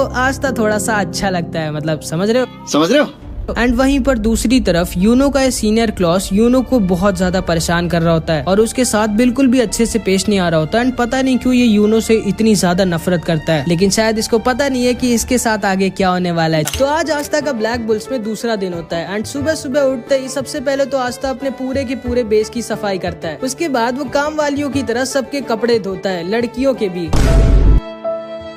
फिर ये यामी के पेट्स को खाना खिलाता है जो आज भी खाने को नहीं आस्था को ही खाना चाहते थे। एंड आस्था को ये सब काम इसलिए करने पड़ रहे होते हैं क्योंकि आस्था ने अभी अभी ब्लैक बुल्स ज्वाइन किया और वो सबसे छोटा है वहाँ पर, तो सब उससे अपना काम करवा रहे हैं। इसके बाद हम देखते हैं आस्था और सब लोग कैंटीन में बैठकर ब्रेकफास्ट कर रहे होते हैं। एंड आस्था नोएल से कहता है नोएल तुम मेरी मदद क्यों नहीं करती हो, तुम भी तो फर्स्ट ईयर की हो। चुप रहो गधे, मैं क्यों करूँ ये सब, भूलो मत मैं एक रॉयल फैमिली की हूँ, मेरा नाम है नोएल सिल्वा। हाँ मुझे पता है तुम्हारा नाम है नोएल सिल्वा, तब से 50 बार बता चुकी हो, कम से कम मेरी थोड़ी बहुत तो मदद करो। अच्छा वैसे मैग्मा सेंपाई, अब तो मैं मैजिक नाइट बन चुका हूँ, लेकिन मैजिक नाइट करते क्या है? तुमको यही नहीं पता मैजिक नाइट करते क्या है और तुमको मैजिक नाइट बनना था? मैं तुम्हें समझाती हूँ मेरे प्यारे आस्था। देखो मैजिक नाइट्स का काम होता है हमारे किंगडम को सेफ रखना और लॉ और ऑर्डर मेंटेन करके रखना, और हाँ हमें बुरे लोगों के साथ फाइट कर उनको मारना भी होता है। इसीलिए मैंने मैजिक नाइट ज्वाइन किया था। बोलो ना आस्था, मुझसे लड़ाई करोगे क्या अपनी तलवार से? एंड तभी चार्मी जोर जोर से रोने लगती है क्योंकि उसका खाना खत्म हो गया होता है, और ग्लॉच आस्था से फिर से कहता है, ओए आस्था, ये मेरी बहन है मैरी और इससे दूर रहना वरना मैं तुम्हें मार डालूंगा। जिसपे नोएल सोचती है ये कैसे पागलों के बीच में आ गई हूँ मैं। एंड तभी यामी वहाँ पर आ जाता है और यामी मैग्मा से बोलता है, चलो मैग्मा हमारे मिशन का टाइम हो चुका है। एंड मैग्मा यामी के साथ जाने लगता है। आस्था पूछता है, आप लोग कौन से मिशन में जा रहे हो? मैं भी चलूं क्या आपके साथ? नहीं आस्था, ये मिशन बहुत ही ज्यादा खतरनाक और रिस्की है और हम बच्चों को अपने साथ नहीं ले जा सकते। आस्था को लगता है कि ये दोनों शायद सच में किसी बहुत ही डेंजरस और इम्पोर्टेंट मिशन में जा रहे हैं, बट इनका मिशन जुआ लड़ने का होता है। ये लोग जुआ लड़ने गए होते हैं पैसे जीतने के लिए, एंड ये दोनों के दोनों नंगे बैठे होते हैं क्योंकि ये दोनों अपने कपड़े तक हार गए होते हैं जुए में। एक और राउंड लगाओ जिराया। ठीक है, लेकिन इस बार आप क्या दाव पे लगाएंगे कैप्टन यामी? अपनी चड्डी? नहीं, वो मैं नहीं दे सकता, वो मेरे लिए बहुत जरूरी है। इस बार मैं दाव पर लगाऊंगा अपनी ग्रिम वॉर। अरे नहीं यामी सर, आप क्या कर रहे हो? आपकी चड्डी आपकी ग्रिम वॉर जितनी जरूरी थोड़ी है। चुप रहो मैग्मा, मैं हार नहीं मान सकता। एक ट्रू वॉरियर कभी भी गिव अप नहीं करता, याद रखना। और देखना इस बार मैं जरूर जीतूंगा। नहीं, मैं आपकी ग्रिम वॉर नहीं रख सकता। चलिए ठीक है, इस बार अगर आप हारे तो आपको मेरा एक काम करना होगा और आपकी चड्डी भी मेरी होगी। लेकिन हाँ, अगर आप जीते तो मैं आपको आपका सारा का सारा सामान वापस कर दूंगा। ठीक है, मुझे तुम्हारी शर्त मंजूर है। ये तुमने बहुत ही बड़ी गलती कर दी जिराया। बांटो पत्ते। यामी सर की बात सुनी तुमने? अभी के अभी पत्ते बांटो, और इस बार आप नहीं जीतेंगे जिराया सर। एंड ये दोनों के दोनों अपनी चड्डी तक हार जाते हैं।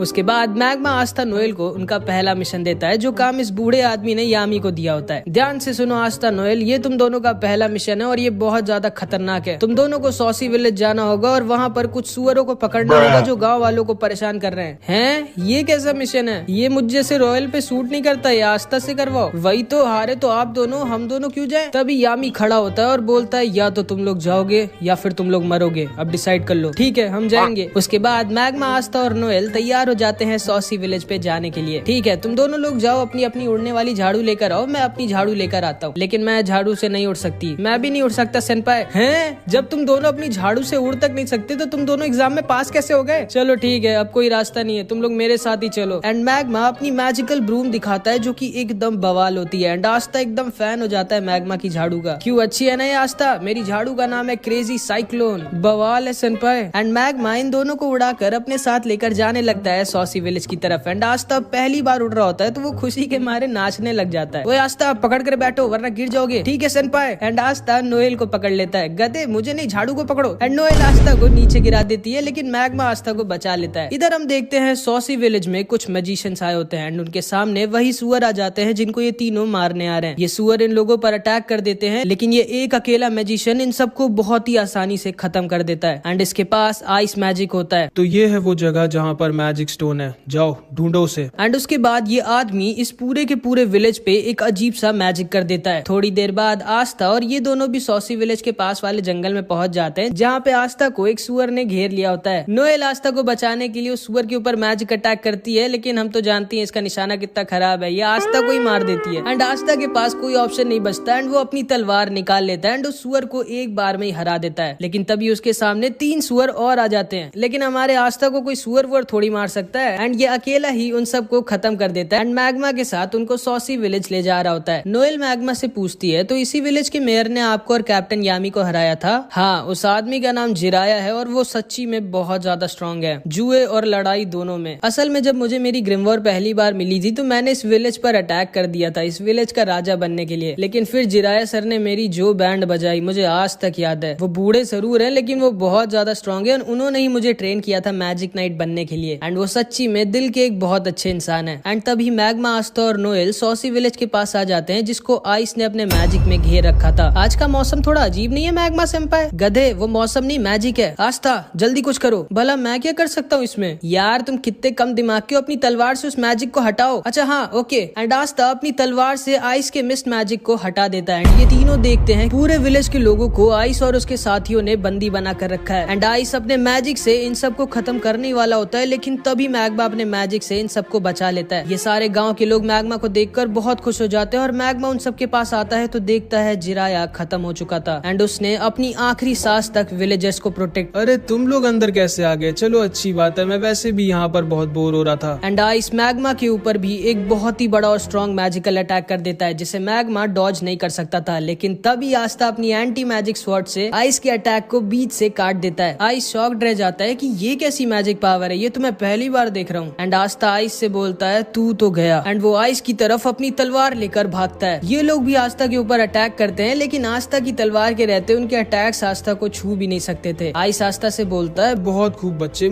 आखिर क्यों अपनी जिंदगी को इन जानवरों के लिए खोना चाहते हो तुम? जिसको सुनकर आस्था को अपने बचपन की याद आ जाती है जब वो सिस्टर लिली से पूछता है, सिस्टर लिली हम लोग इतने छोटे से गांव में क्यों रहते हैं, हम लोग किसी शहर में क्यों नहीं चले जाते या फिर जहाँ पर विजिट किंग रहते हैं। देखो आस्था, केवल वो लोग वहाँ पर रह सकते हैं जिनके पास बहुत स्ट्रॉन्ग मैजिकल पावर हो या फिर जो बहुत स्ट्रॉन्ग हो। देखिएगा सिस्टर लिली, जब मैं विजिट किंग बनूंगा तो हम सब लोग विजिट किंग के पैलेस में साथ में रहेंगे, ठीक है? मुझे इंतजार रहेगा। एंड फिर आस्था आइस से बोलता है, ये लोग जिनको तुम जानवर कह रहे हो ये जानवर नहीं बल्कि तुम जानवर हो, क्योंकि तुम्हारे अंदर इंसानियत नहीं है जो कि एक इंसान होने की सबसे बड़ी खूबी होती है। ये लोग मेहनत कर कर अपना पेट पालते हैं और खुशी खुशी रहते हैं एंड कोई भी बुरा काम नहीं करते। ये सब असली मायनों में इंसान है। एंड आस्था दोबारा से आइस के ऊपर अटैक कर देता है। तुम भी इन सब की तरह बेवकूफ हो, अब मरो। एंड आइस के साथ ही दोबारा से पूरे के पूरे विलेज को मिस्ट मैजिक में घेर लेते हैं एंड आइस अपने मैजिक से आस्था और सारे लोगों को अपनी आइस ब्लेड से घेर लेता है एंड उन सब पर अटैक करने लगता है। आस्था अकेली उसके सारे अटैक्स रोक रहा होता है और मैग्मा नोएल और सारे विलेजर्स को बचा रहा होता है, लेकिन वो बहुत ज्यादा थक चुका होता है। आखिर कब तक लड़ोगे बच्चे? मैं कई दिनों तक तुम पर अटैक करता रह सकता हूँ। आखिर कभी न कभी तो तुम थकोगे या फिर मिस करोगे एंड वही तुम्हारी जिंदगी का आखिरी पल होगा। एक गलती और तुम खत्म। और मुझे नहीं लगता कि ये तुम्हारा दोस्त भी ज्यादा टाइम तक टिक पाएगा और इन जानवरों को और खुद को बचा पाएगा। आस्था सोचने लगता है कि अब वो क्या करे, अगर वो अपने आप को बचाता रहेगा तो मैग्मा नोएल और सारे गांव वाले मारे जाएंगे। एंड तभी आस्था को आइस का एक अटैक लग जाता है। नोएल भी उसके ऊपर अटैक करने की कोशिश करती है, लेकिन उसका निशाना लगता ही नहीं है। आइस नोएल से बोलता है, तुम तो एक रॉयल फैमिली की हो, तुमको मैं सबसे पहले मारूंगा। जिसको सुनकर नोएल डर जाती है और वो समझ जाती है कि हम लोग इनसे नहीं जीत सकते एंड नोएल वहाँ से भागने लगती है। लेकिन तभी नोएल को एक छोटी सी बच्ची पकड़ लेती है और उससे कहती है, प्लीज हमें छोड़कर मत जाइए, हमारी मदद करिए। जिसको सुनते ही नोएल की आंखें खुल जाती हैं, क्योंकि पहली बार किसी ने जिंदगी में नोएल से हेल्प मांगी होती है। नोएल उस बच्ची से बोलती है, चिंता मत करो, मैं तुम्हें कुछ भी नहीं होने दूंगी, मेरा नाम है नोएल सिल्वा, सिल्वर फैमिली की। एंड तभी नोएल की ग्रिमवॉर में एक नया मैजिकल अटैक आ जाता है एंड वो अपनी नई मैजिकल पावर का यूज करके सारे के सारे विलेजर्स को अपने वाटर मैजिक शील्ड में घेर लेती है। मैग्मा नोएल की तारीफ करता है और आइस समझ जाता है कि नोएल के पास बहुत ज्यादा मैजिकल पावर है। एंड तभी आस्था, जो कि एक शेर की तरह सही मौके का इंतजार कर रहा था, उसको वो सही मौका दिख जाता है एंड वो आइस के ऊपर छुप कर अटैक कर देता है। आइस आस्था को देख कर डर जाता है और समझ जाता है कि वो इस अटैक को डॉज नहीं कर सकता। एंड आस्था आइस के सीने में अपनी तलवार घुसेड़ देता है, बट आस्था की तलवार आइस के दिल तक नहीं पहुंच पाती। एंड तभी आइस भी अपनी मैजिक से आस्था के पेट में एक छेद कर देता है एंड आस्था नीचे आकर गिर जाता है। आइस उसके पास आता है और बोलता है, अब थोड़ी देर दर्द में तड़पो बच्चे, उसके बाद तुम खुद ही खत्म हो जाओगे। एंड आइस जाकर अपने मैजिक से नोएल की शील्ड को तोड़ने लगता है। मैग्मा डर जाता है और वो समझ जाता है कि वो आइस को नहीं हरा सकता एंड वो डिसाइड कर लेता है कि मे बी शायद जिराया सर ने जो कुछ भी उसके लिए किया है उसका हिसाब बराबर करने का टाइम आ गया है। एंड मैग्मा डिसाइड करता है कि वो अपनी आखिरी सांस तक आइस से लड़ाई करेगा जब तक वो खत्म नहीं हो जाएगा। आइस नोएल की शील्ड को तोड़ने ही वाला होता है, लेकिन तभी आस्था पीछे से दोबारा आइस पर अटैक कर देता है, बट आइस आस्था को फिर से इंजर्ड करके दूर गिरा देता है। तुम अभी तक हार नहीं माने बच्चे। And Aastha bar bar ice पर अटैक कर रहा होता है, लेकिन बार बार इंजर्ड होकर दूर गिर जा रहा होता है एंड फिर से खड़ा हो जा रहा होता है। मैग्मा आस्था को देखता है और समझ जाता है नहीं, वो अभी मर नहीं सकता जब तक वो सारे विलेजर्स को बचा ना ले। आइस बोलता है, आखिर तुम इन जानवरों को क्यों इतनी पागलों की तरह बचाना चाहते हो बच्चे? आखिर मिलेगा क्या तुमको इन सबको बचाकर? जिसपे आस्था बोलता है, इन सबको बचाकर मुझे मिलेंगी इन सब की दुआएं, जिससे मैं एक दिन बनूंगा विजिट किंग।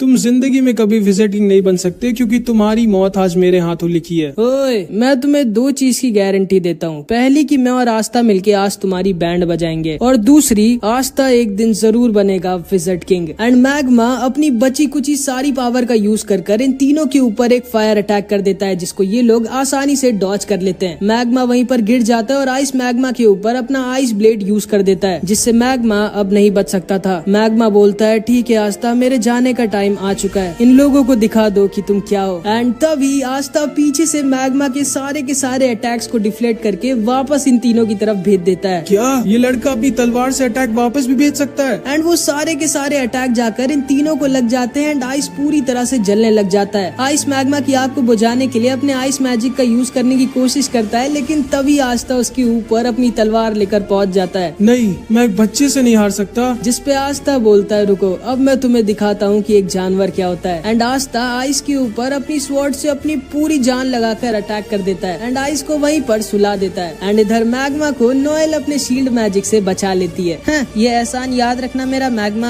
हाँ ठीक है। आस्था खड़े होकर जोर से चिल्लाता है क्योंकि उसने पूरे विलेज को बचा लिया होता है। एंड तभी आस्था वहीं पर गिर जाता है। मैग्मा उसके पास जाकर देखता है क्या हो गया इसको, तो वो देखता है आस्था मस्त वहीं पे सो गया है। एंड नोएल को भी आस्था थोड़ा और ज्यादा पसंद आ जाता है, मतलब समझ रहे हो। एंड तभी वो चिड़िया जो आस्था के साथ रहती थी वो उड़ते हुए एक घर में जाती है और उस मैजिक स्टोन को उठा लेती है, जिसको ये तीनों यहाँ पर लेने आए होते हैं। इसके बाद हम देखते हैं ये तीनों होश में आगे होते हैं एंड मैग्मा इनसे बोलता है अब जल्दी से जल्दी अपना सारा का सारा प्लान बताओ, आखिर क्यों आए थे तुम लोग यहाँ। जिसपे आइस बोलता है माफ करिएगा सर, मैं अपना मिशन पूरा नहीं कर पाया। एंड तभी आइस और ये दोनों अपने मैजिक से खुद को ही खत्म कर लेते हैं। आस्था देखकर डर जाता है कि आखिर कौन थे ये लोग जिनके लिए उनकी खुद की जिंदगी से ज्यादा जरूरी उनके सर का ऑर्डर था। इसके बाद आस्था, मैग्मा और नोएल जिराया के टॉम पर खड़े होते हैं और जिराया का पोता बहुत ज्यादा रो रहा होता है। मैग्मा बोलता है सुनो लड़के, रो मत, तुम्हारे बाबा की एक बहुत ही रिस्पेक्टेबल डेथ हुई है। वो इतने सारे लोगों को अकेले बचाते हुए मरे हैं, उन्हें जरूर से स्वर्ग मिला होगा। मैं जानता हूँ मेरे दादाजी को स्वर्ग मिला होगा, लेकिन अब हम लोगों की प्रोटेक्शन कौन करेगा? तुम्हारे दादाजी वो जिम्मेदारी अब तुम्हारे ऊपर छोड़कर चले गए बच्चे। लेकिन मैं अपने दादाजी जितना स्ट्रांग नहीं हूँ, तो बनो स्ट्रांग। अब तुम्हें ही अपने पूरे विलेज को प्रोटेक्ट करना होगा। जिसपे ये लड़का खड़ा होता है और बोलता है क्या मैं भी आप लोगों की तरह स्ट्रांग बन सकता हूँ और एक दिन मैजिक नाइट बन सकता हूँ? जिसपे आस्था इसके पास आकर बोलता है हाँ जरूर, अगर तुम अपने सपने के लिए बहुत मेहनत करो और उसको पूरे दिल से चाहो तो तुम कुछ भी बन सकते हो। एंड ये बच्चा ये चीज सुनते ही आस्था का फैन हो जाता है। लेकिन तभी आस्था की चिड़िया वो मैजिक स्टोन लाकर आस्था के सर पर खोदने लगती है, मानो वो उससे कह रही हो कि अब जल्दी घर चलो। नोएल को आस्था की बर्ड बहुत क्यूट लगती है और वो उससे कहती है आओ मेरे सर पे भी आकर बैठो ना, लेकिन वो हमेशा ही आस्था के ऊपर ही रहती है। एंड उसके मुंह में वही मैजिक स्टोन है जो ये तीनों लेने आए थे। इसके बाद हम इन तीनों के बॉस को देखते हैं जो कि हमारी सीरीज का एक विलेन है। यकीन नहीं होता आइस मारा गया और वो मैजिक स्टोन ब्लैक बुल्स के पास है।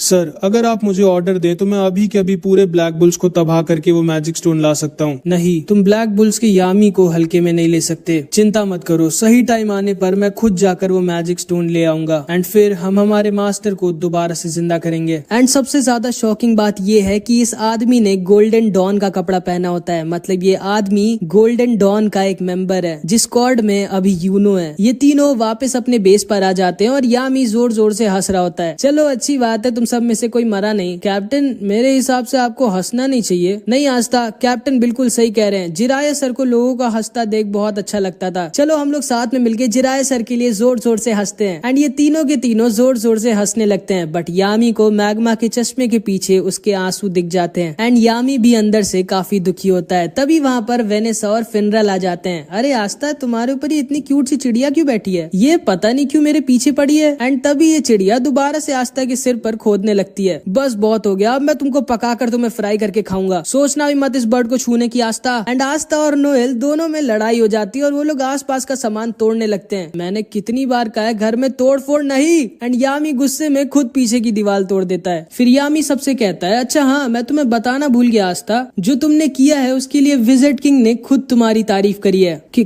क्या? विज़र्ड किंग ने? हाँ, और उन्होंने कहा है कि वो जल्द ही तुमसे मिलेंगे। जिसको सुनकर आस्था एकदम शॉक्ड रह जाता है कि विज़र्ड किंग उससे मिलना चाहते हैं। एंड आज आस्था के लिए एक बहुत ही स्पेशल डे होता है क्योंकि आज आस्था को उसकी पहली सैलरी मिलती है। इतने सारे पैसे? ये मेरी पूरी जिंदगी की सैलरी है क्या? ये तुम्हें ज्यादा लग रहे हैं आस्था। हाँ और नहीं तो क्या, इतने में मैं और मेरा पूरा चर्च साल भर खाना खाए। कैप्टन मैं आपको अपना सारा का सारा पैसा दूंगा, आप मुझसे लड़ाई करेंगे क्या? नहीं कैप्टन, मैं अपनी छोटी बहन मारी से मिलने जा रहा हूँ। जाओ। मैं तो ढेर सारा खाना खाऊंगी। हाँ बस फटना मत। कुछ तो बोलो। इतना तो मैं दान दे दिया करती थी, जो मिला उस पे खुश रहो समझी, ज्यादा उड़ो मत। मेरे प्यारे आस्था, तुम अपनी पहली सैलरी से क्या करने वाले हो? डेट पे चलोगे क्या मेरे साथ? नहीं, मैं अपने सारे पैसे वापस चर्च भेज दूंगा और थोड़ा दूर हट के बात कर सकती हैं आप मुझसे। ओए आस्था, बहुत अच्छे, तुम्हें अपना सारा का सारा पैसा घर भेज देना चाहिए, बहुत अच्छा कर रहे हो। हमें अपनी फैमिली के बारे में कभी नहीं भूलना चाहिए और उनका भी ख्याल रखना चाहिए। आप भी अपना सारा पैसा वापस भेजते हैं क्या मैग्मा सेंपाई? नहीं, मैं तो जुआ लड़ने जा रहा हूँ। कैसा आदमी है ये? आस्था देखो, वापस घर पैसे भेजना अच्छी बात होती है, लेकिन सारे पैसे भेजने की क्या जरूरत है? थोड़ा बहुत अपने लिए भी रख लो। लेकिन मैं करूंगा क्या इन पैसों का? मेरे साथ शॉपिंग चलो और क्या। उसके बाद आस्था, नोएल और वेनेसा कीका टाउन जा रहे होते हैं शॉपिंग करने। आस्था, मुझे पकड़ना मत, ठीक है? मैंने कहा था मुझे पकड़ना मत गधे। असल में इतनी तेज हवा चल रही थी कि आस्था को लगा नोएल कह रही है उसे पकड़ लो। इसके बाद हम देखते हैं आस्था, नोएल और वेनेसा तीनों कीका टाउन आ जाते हैं। एंड आज भी आस्था इधर जिधर देख रहा होता है उसको मैजिक ही दिख रहा होता है। एंड उसे वहाँ पे चार्मी भी दिखती है जो मस्त ठूस रही होती है। इतना सारा खाना जाता किधर है? एंड इधर हमेशा की तरफ फिनरल एक लड़की को छेड़ रहा होता है जो इसको बजा देती है। नोएल फिर से सोचती है कैसे पागलों की टीम में हूँ मैं। उसके बाद ये तीनों ब्लैक मार्केट में जाते हैं जहाँ पर इन्हें सेक्के मिल जाता है। ओए सेक्के, याद हूँ मैं तुम्हें, मैंने तुम्हारी बैंड बजाई थी। हाँ, नहीं मतलब नहीं याद हो, कौन हो तुम? लेकिन तभी इन लोगों के पास एक बूढ़ी औरत का एक आदमी सामान चोरी कर भागने लगता है। एंड आस्था उसके पीछे भागता है। ये दोनों इस बूढ़ी औरत के पास जाकर इससे कहते हैं आप चिंता मत करिए, आस्था के रहते वो आपका सामान लेके भाग नहीं पाएगा। आस्था के नहीं, मेरे रहते मेरी मैजिक बाइक से कोई भी नहीं भाग सकता। चिंता मत करो क्यूटीज, मैं अभी इस बूढ़ी औरत का पर्स लेके आता हूँ।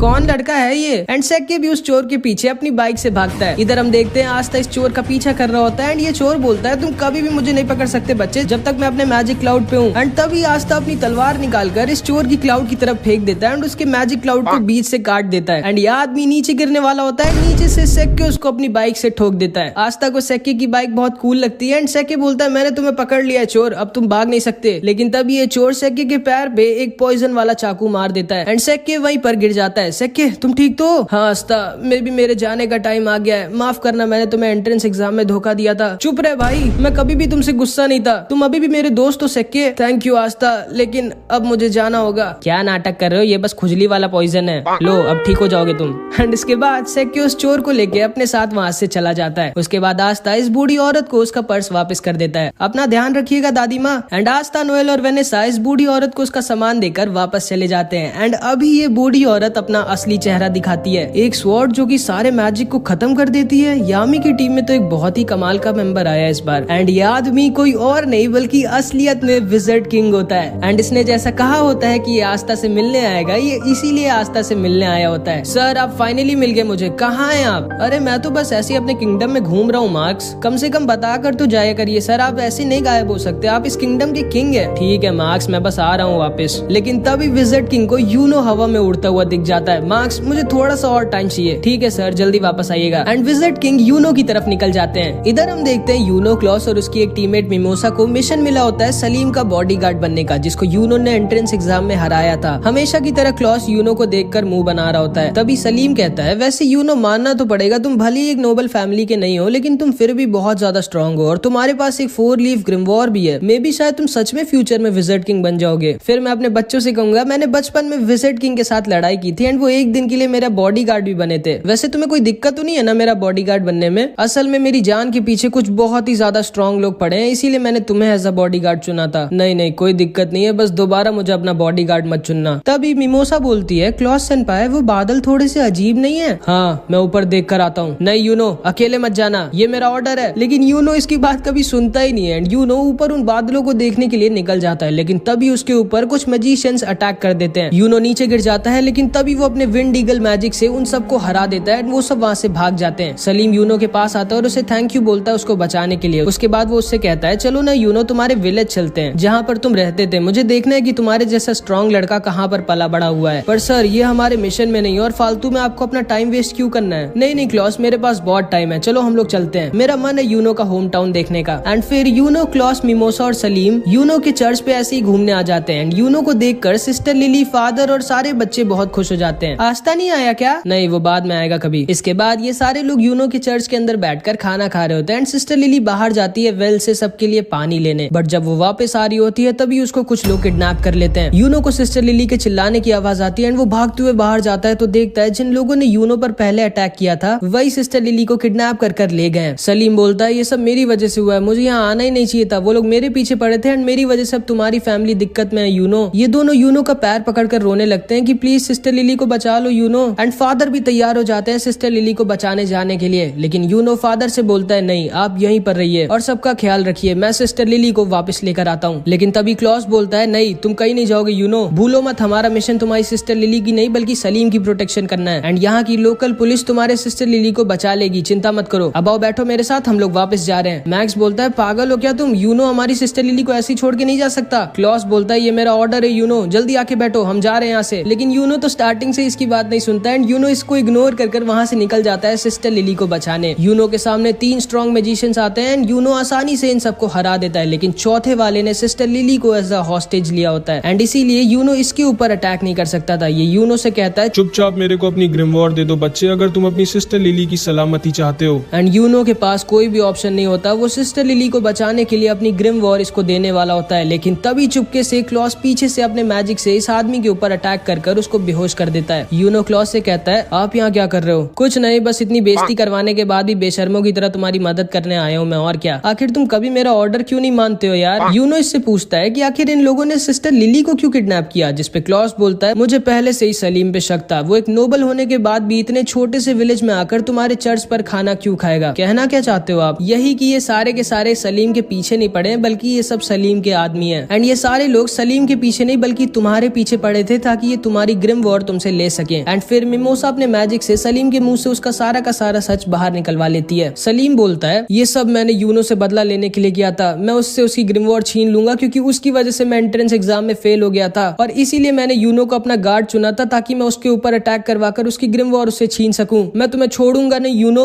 जिसको सुनकर सिस्टर लिली गुस्सा हो जाती है एंड सलीम को एक वाटर पंच मारकर सुला देती है एंड सलीम का प्लान पूरी तरह से फेल हो जाता है। चलो ठीक है, अब तो तुम लोग पकड़े ही जा चुके हो, अब ये बताओ तुम लोगों का लीडर कहाँ छुपा बैठा है। लेकिन इन सबको पता ही नहीं होता है कि इनका लीडर कहाँ पर है क्योंकि इनके लीडर को पहले ही विजिट किंग ने पकड़ लिया होता है एंड वो फर्स्ट विजिट किंग के स्टैचू के सामने मस्त लेट कर आराम कर रहे होते हैं। आप कहाँ है सर? जानते हैं कितना काम बचा हुआ और आप यहाँ मजे में सो रहे हैं? आ रहा हूँ बाबा, आ रहा हूँ। एंड इसके बाद यूनो और सारे लोग दोबारा से चर्च में हंसी खुशी खाना खाते हैं, फिर वो सब वापस निकल जाते हैं। अगले दिन विलियम यूनो की टीम की तारीफ करता है, मुबारक हो, विजिट किंग ने तुम लोगों की तारीफ करी एंड हमें सलीम की नोबल फैमिली के खिलाफ और भी कई गंदे कामों के लिए सबूत मिल गए एंड अब हम सलीम की फैमिली के ऊपर स्ट्रिक्ट एक्शन लेंगे। सर आप पहले से जानते थे कि ये सब हम लोगों के साथ होगा? हाँ, और इसीलिए मैंने यूनो को अकेला नहीं बल्कि तुम दोनों के इसके साथ भेजा था। अब जाओ आराम करो, तुम लोगों ने अच्छा काम किया। एंड फिर ये तीनों वापस जाने लगते हैं। क्लॉस यूनो से बोलता है यूनो अगली बार तो मेरी बात मानोगे ना?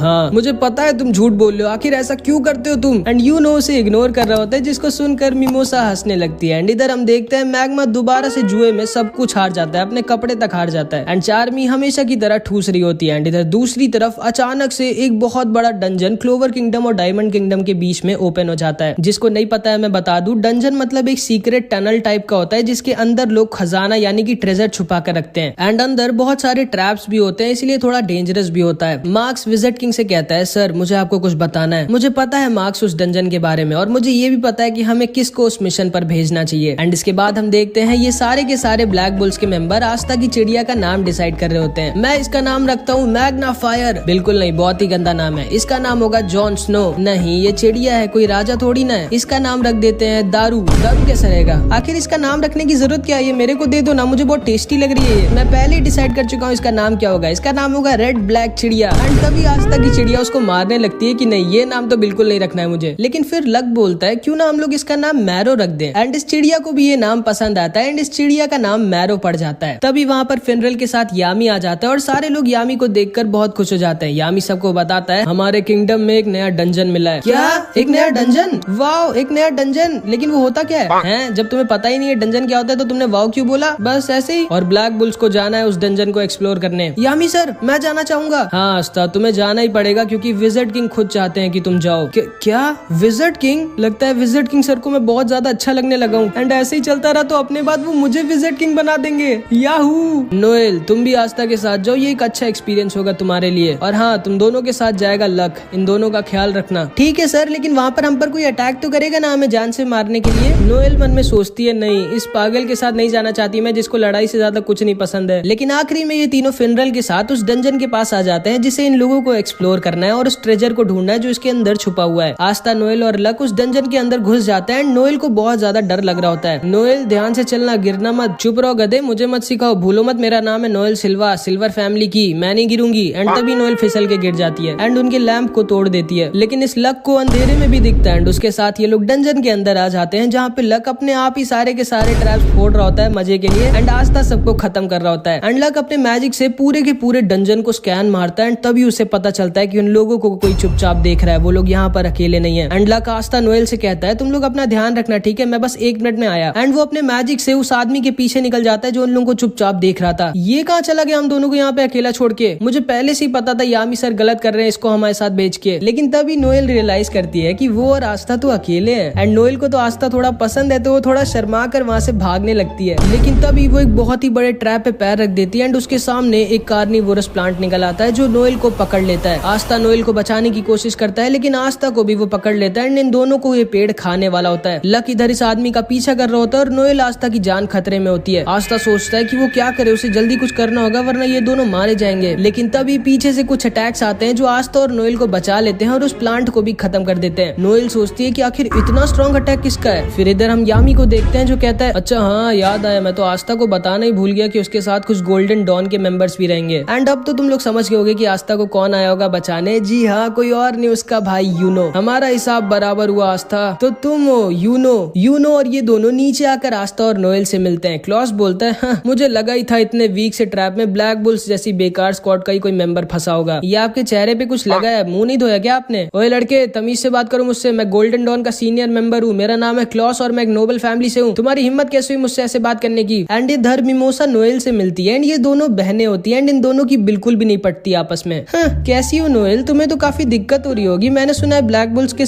सारे मेंबर थोड़े पागल हैं। हाँ, मैं तो बिल्कुल ठीक हूँ, तुम कैसी हो? क्योंकि मैंने सुना है गोल्डन डॉन में सबके सब बहुत स्ट्रॉन्ग है और तुम तो सबके लिए एक बोझ बन गई होगी क्योंकि तुम इतनी वीक हो। नहीं, मेरा मैजिक तो बहुत इंपॉर्टेंट और यूजफुल है गोल्डन डॉन के लिए। विलियम सर ने खुद मुझसे कहा था। तुम्हारा क्या हाल है? निशाना ठीक हुआ तुम्हारा? हाँ, अब ठीक हो गया है। एंड ये दोनों ऐसे एक दूसरे को ताना मार रही होती है और आस्था और क्लॉस आपस में लड़ रहे होते हैं। अच्छा हाँ, याद आया, तुम्हारे साथ तो कोई एक और भी होना चाहिए था ना, कहाँ है वो? कहीं डर के भाग तो नहीं गया तुम लोगों को अकेला छोड़ के? जिसपे आस्था और नोएल कुछ नहीं बोल सकते थे क्योंकि उन्हें खुद ही नहीं पता है कि लक कहाँ पर गया है। एंड इधर लक इस आदमी का पीछा कर रहा होता है जो बहुत तेज भाग रहा होता है। यही एक्सपेक्ट किया जा सकता है ब्लैक बुल्स जैसी बेकार स्क्वाड से, जिनका कैप्टन खुद किसी काम का ना हो, बस पूरा दिन सिगरेट पीने और जुआ लड़ने के अलावा कुछ करता ना हो। उसकी टीम से क्या ही एक्सपेक्ट किया जा सकता है। ओए चश्मे, ज्यादा बोल मत, देखना ब्लैक बुल्स तुम्हारी स्क्वाड से पहले इस डंजन के ट्रेजर को ढूंढेगी।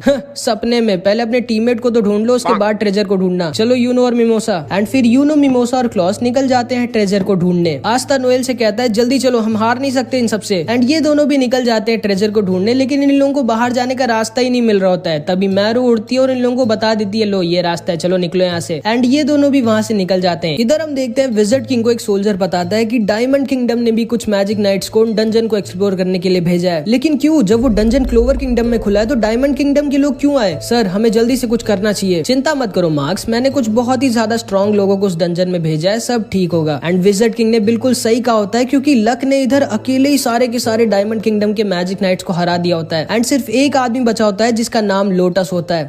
तो मैं देख सकता हूँ तुम काफी स्ट्रॉन्ग हो बच्चे, तुमने तो अकेले ही मेरे सारे के सारे चेलों को हरा दिया। हाँ, लेकिन तुम्हारे चेले बहुत वीक थे, तुम तो स्ट्रॉन्ग हो ना, क्योंकि मैं अभी किसी स्ट्रॉन्ग आदमी से लड़ने के लिए मर रहा हूँ। हाँ, मैं स्ट्रॉन्ग तो हूँ लेकिन मैं यहाँ से भाग रहा हूँ क्योंकि मेरा लड़ने का मन नहीं अभी। लेकिन तभी लक इसके ऊपर अटैक कर देता है एंड लोटस अपना मैजिक दिखाता है जो कि होता है स्मोक मैजिक। तो तुम्हारे पास लाइटनिंग मैजिक है एंड तुम्हारी डोप से मुझे पता चल रहा है कि तुम ब्लैक बुल्स के मेंबर हो। मैं बता दूं कि मैं आज तक सिर्फ एक आदमी से ही फाइट में आ रहा हूँ जो कि तुम्हारा कैप्टन यामी है। कोई बात नहीं, आज तुम दूसरी बार हारोगे, अब आओ लड़ो ना मुझसे। लेकिन तभी अचानक से लक को कुछ अजीब सा लगता है। लगता है मेरे पॉइजन ने असर दिखाना स्टार्ट कर दिया। असल में इस पूरे टाइम लोटस हवा में अपनी मैजिक से एक पॉइजन रिलीज कर रहा होता है जिससे सामने वाले की स्पीड बहुत ज्यादा कम हो जाती है और सामने वाले को चक्कर भी आते हैं। एंड उस मैजिक की वजह से लक को भी चक्कर आने लगते हैं एंड वो वहाँ पर गिर जाता है। अब तुम आराम करो बच्चे, मेरे पास बहुत काम है, मुझे अपने लीडर को भी ढूंढना है। एंड ये कह के लोटस वहाँ से जाने लगता है। लेकिन तभी लक दोबारा से इसके ऊपर अटैक कर देता है एंड इस बार वो पिछली बार से भी ज्यादा फास्ट होता है। कैसे? आखिर ये बच्चा अभी भी इतना तेज कैसे है? जिसपे लक बोलता है मेरे पास लाइटनिंग मैजिक नहीं है, मैं खुद लाइटनिंग हूँ और तुम बिजली को कितना भी स्लो कर लो आखिरी में वो रहेगी फास्ट ही। एंड तुम जा कहा रहे हो, अभी तो हमारी लड़ाई शुरू भी नहीं हुई। एंड इधर हम देखते हैं क्लॉस, मिमोसा और यूनो उस डंजन के ट्रेजर गेट के पास पहुंच जाते हैं जहाँ पे उस डंजन का ट्रेजर रखा है। लेकिन तभी अचानक से लोटस का लीडर मिमोसा को पीछे से इंजर्ड कर देता है। कौन हो तुम? सामने से हटो मेरे। इस लड़के का नाम मार्स होता है एंड ये डायमंड किंगडम का प्रिंस होता है एंड ये बहुत ही ज्यादा स्ट्रॉन्ग होता है, आइस से भी ज्यादा स्ट्रॉन्ग। एंड इसके पास डायमंड मैजिक होता है। मिमोसा अपने आप को हील करने लगती है। यूनो और क्लॉस साथ में से लड़ रहे होते हैं लेकिन ये अकेला इन दोनों पर भारी पड़ रहा होता है। क्लॉस यूनो से बोलता है, यूनो जल्दी मिमोसा को लेकर यहाँ से निकलो, मैं इसको रोक कर रखता हूँ, लेकिन आप अकेले इसके सामने नहीं टिकोगे, ये बहुत स्ट्रॉन्ग है। मैं जानता हूँ इसके सामने मैं नहीं टिकूंगा, ना तो हम दोनों साथ में इसके सामने टिकेंगे, लेकिन अभी हमें मिमोसा को बचाना होगा। तुम जल्दी से मिमोसा को यहाँ से लेके निकलो और वापस बैकअप लेके आना। हम इस डंजन के ट्रेजर को डायमंड किंगडम के हाथ में नहीं लगने दे सकते। मैं एक डिकॉय की तरह इसको रोक कर रखता हूँ, तुम जल्दी जाओ और बैकअप लेके आना। लेकिन यूनो फिर से इसकी बात नहीं सुनता और कहता है, नहीं, हम लोग एक टीम बनकर आए थे और हम लोग जाएंगे भी एक टीम बनकर। लेकिन मैं बता दूं कि यूनो अभी इसको अकेला नहीं हरा सकता क्योंकि ये बहुत ही ज्यादा स्ट्रॉन्ग है। एंड इधर हम देखते हैं कि इस आदमी ने धोखे से लक को पकड़ लिया होता है। ठीक है बच्चे, अब तुम्हारा मरने का टाइम आ गया है। एंड आस्था और नोएल भी इधर ट्रेजर को ढूंढ रहे होते हैं। एंड इसके बाद जो हुआ वो बहुत ही ज्यादा शॉकिंग था, जो कि हम अगले पार्ट में देखेंगे। इस पार्ट में इतना ही। आई होप कि तुमको ये वीडियो अच्छी लगी होगी। नेक्स्ट पार्ट में तब अपलोड करूंगा जब इस वीडियो पे 200 कमेंट्स आ जाएंगे। इस वीडियो में इतना ही, मिलते हैं अगली वीडियो में। Bye bye.